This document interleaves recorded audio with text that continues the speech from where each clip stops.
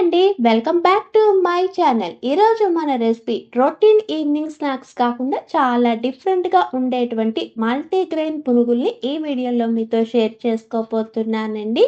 ఈ పునుగులన్నవి పర్ఫెక్ట్‌గా రావాలి అంటే మాత్రం పిండి రుబ్బే దగ్గర నుంచి పునుగులు ఏసే వరకు నేను చూపించే విధంగా చేస్తేనే పర్ఫెక్ట్‌గా వస్తాయన్నమాట. అవి ఎలాగో వీడియోలోకెళ్ళి చూసేద్దామా మరి? ముందుగా నేనైతే 3 బౌల్స్ తీసుకున్నానండి. ఒక దానిలోకి హాఫ్ కప్ పెసరపప్పు, హాఫ్ కప్ శనగపప్పు, హాఫ్ కప్ మినపప్పుని వేసుకుని మంచినీళ్ళతో శుభ్రంగా 2, 3 సార్లు కడుక్కోవాలన్నమాట. ఇలా కడుక్కున్న తర్వాత ఇవి మునిగే అంతవరకు నీళ్లు పోసుకొని కనీసం 2 గంటలు పక్కన పెట్టుకుందాము. 2 గంటలు అయిన తర్వాత ఒక మిక్సీ జార్ తీసుకొని మనం నానబెట్టుకున్నటువంటి పెసరపప్పులోని వాటర్ అన్నది అస్సలు లేకుండా ఆ పెసరపప్పునే తీసుకొని అసలు వాటర్ అన్నది యాడ్ చేయకుండా కొంచెం కోర్సుగా గ్రైండ్ చేసుకొని ఒక బౌల్లోకి తీసుకుందాము.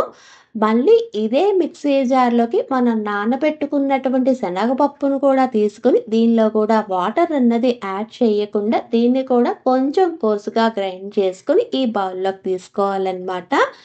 మళ్ళీ ఇదే మిక్సీ జార్లోకి మనం నానబెట్టుకున్నటువంటి మినపప్పును కూడా తీసుకొని అస్సలు వాటర్ అన్నది యాడ్ చేయకుండా ఈ మినప్పిండిని కూడా ఈ బౌల్లోకి తీసుకొని దీనిలోకి రుచికి అనుగుణంగా ఉప్పు, చిటికెడంత వంట సోడా, ఫైన్గా చాప్ చేసినటువంటి 2 రెమ్మల కరివేపాకు, ఫైన్గా చాప్ చేసినటువంటి 3 పచ్చిమిరపకాయలు, ఫైన్గా చాప్ చేసిన 2 టేబుల్ స్పూన్ కొత్తిమీర, ఫైన్గా చాప్ చేసినటువంటి ఒక మీడియం సైజు ఉల్లిపాయను కూడా వేసుకున్న అన్ని ఇంగ్రీడియంట్స్ బాగా కలిసేటట్టు కలుపుకొని మనం గారెల పిండిని ఎలా బీట్ చేసుకుంటామో అలాగా కనీసం 1-2 నిమిషాలు బీట్ చేసుకోవాలండి.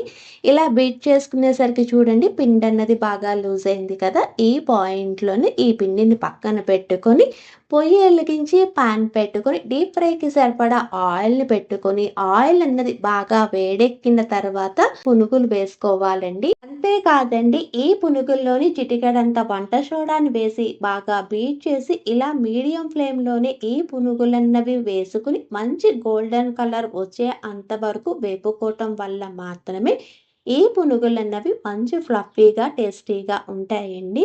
ఇలా వేగిన వాటిని డిష్ అవుట్ చేసుకోవటమేనండి.